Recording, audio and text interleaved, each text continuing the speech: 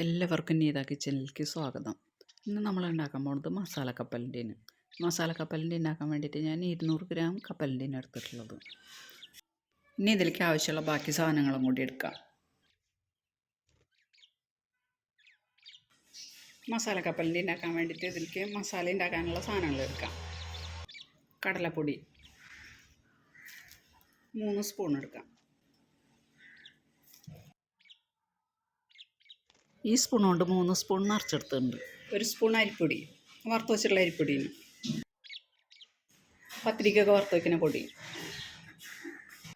ഇതിലേക്ക് ഒരു 1/4 സ്പൂൺ പെരിഞ്ജീരകത്തിൻ്റെ പൊടി ഇടാം. 1/4 സ്പൂൺ മഞ്ഞൾപ്പൊടി, 1 സ്പൂൺ മുളക് പൊടി, ഒരു സ്വല്പം കായം പൊടി. ഇത് കായം വറുത്ത് പൊടിച്ച് വെച്ചിട്ടുള്ള പൊടിയാണ്. ആ പൊടി സ്വല്പം ഇട്ടാൽ മതി, കായം പൊടി കൂടണ്ട. ചെറിയ കഷ്ണം ഇഞ്ചി അരിഞ്ഞിടാം. 2 പോറ്റ് വെളുത്തുള്ളി, 3 പച്ചമുളക്. ഇനി ഇതിലേക്ക് ഇഞ്ചി അരിഞ്ഞതിടാം. ഇതൊരു 2 പോറ്റ് വെളുത്തുള്ളി ചെറുതാക്കി അരിഞ്ഞത്,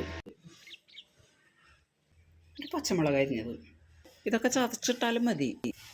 ഇനി ഇതിലേക്ക് വേണ്ടത് ഉപ്പാണ്. ഇതിന് പാകത്തിനിടാം. കൂടണ്ട, വേണമെന്നുണ്ടെങ്കിൽ പിന്നീട് ഇടാം. ഉപ്പ് കൂടിയാൽ ബുദ്ധിമുട്ടാണ്, കുറഞ്ഞാൽ നമുക്ക് കൂട്ടിയിടാമല്ലോ. അങ്ങനെ ഇതൊന്ന് മിക്സ് ചെയ്യാം.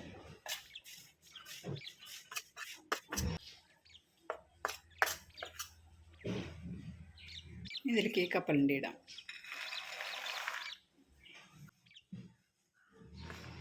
ഈ മസാല മിക്സ് ചെയ്യുമ്പോൾ എപ്പോഴും കുറച്ച് വലിയ പാത്രത്തിലിട്ട് മിക്സ് ചെയ്യാൻ നല്ലത്. ഇനി ഇത് കുറേശ്ശെ വെള്ളം തെളിച്ച് മിക്സ് ചെയ്തെടുക്കണം. കുറേശ്ശെ വെള്ളം തെളിച്ച് മിക്സ് ചെയ്തെടുത്താൽ മതി.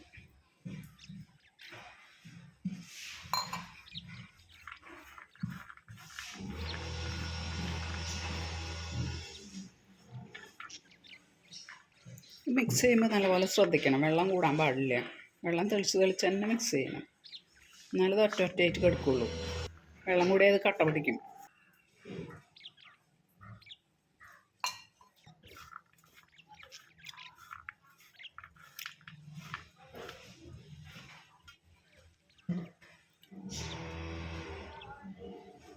ഒന്ന് ഉപ്പ് നോക്കട്ടെ കേട്ടോ. ഉണ്ട്, ഒരു സ്വല്പം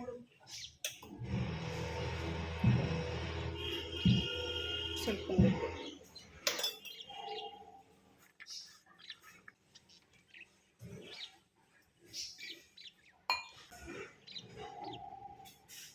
കുറച്ചുകൂടെ വെള്ളം തെളിക്കാം.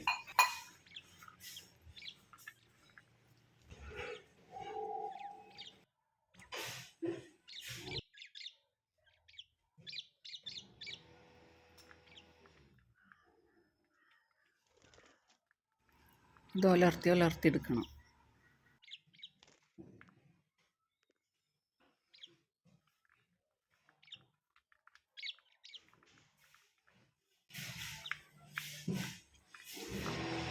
വേണ്ട, ഉലർന്ന് വരുന്നു. ഇതേപോലെ കട്ടില്ലാണ്ട് മിക്സ് ചെയ്തെടുക്കണം. ഇതിൽ 2 തണ്ട് കറിവേപ്പിലയും കൂടി ഇട്ടാൽ ഒന്ന് പൊട്ടിച്ചിടാം.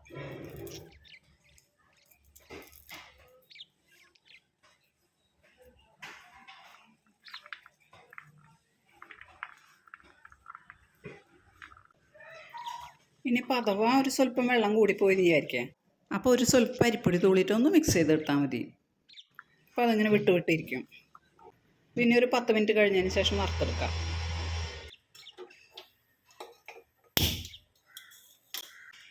വെളിച്ചെണ്ണ ഒഴിക്കാം.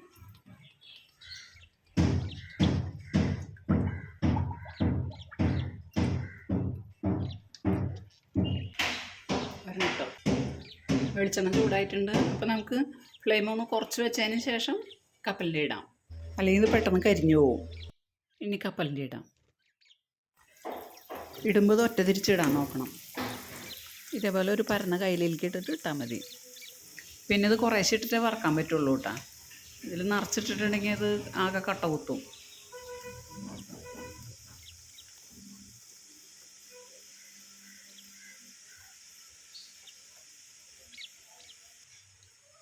കപ്പലിൻ്റെ ഇട്ട് കുറച്ച് സമയത്തിന് ശേഷം ഇളക്കാൻ പാടുള്ളൂ. ഇട്ട് അപ്പം തന്നെ ഇളക്കണമെങ്കിൽ അതിൻ്റെ മസാല മുഴുവൻ ഇതിൽ നിന്ന് വിട്ടു പോകും. അപ്പോൾ അല്പസമയം കഴിഞ്ഞിട്ട് വേണം ഇളക്കാനായിട്ട്. ഇപ്പോൾ കുറച്ച് സമയമായിട്ടുണ്ട്, ഇനി ഒന്ന് ഇളക്കിയിടാം. ഈ കപ്പലിൻ്റെ വറുത്തെടുക്കാനായിട്ട് അധികം സമയമൊന്നും വേണ്ട, പെട്ടെന്നാവും. പിന്നെ ഒരു കാര്യം എന്താണെന്ന് വെച്ച് കഴിഞ്ഞാൽ തീ കുറച്ചിട്ടിട്ട് വറുത്തെടുക്കണം, അല്ലെങ്കിൽ ഇത് പെട്ടെന്ന് കരിഞ്ഞു പോകും. ഇപ്പോൾ ഇതായിട്ടുണ്ട്. ഇത് മൂപ്പാകുമ്പോഴാണ് ഇതിൻ്റെ പത നിൽക്കുന്നത്. ഇനി തീ നല്ലപോലെ കുറച്ച് വെച്ചതിന് ശേഷം ഇത് കോരിയെടുക്കാം.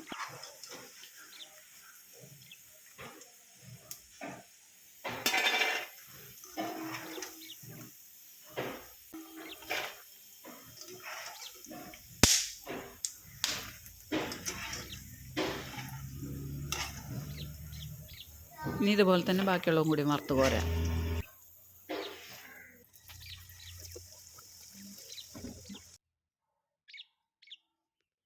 എല്ലാം ഒറ്റയായിട്ട് കിട്ടിയിട്ടുണ്ട്.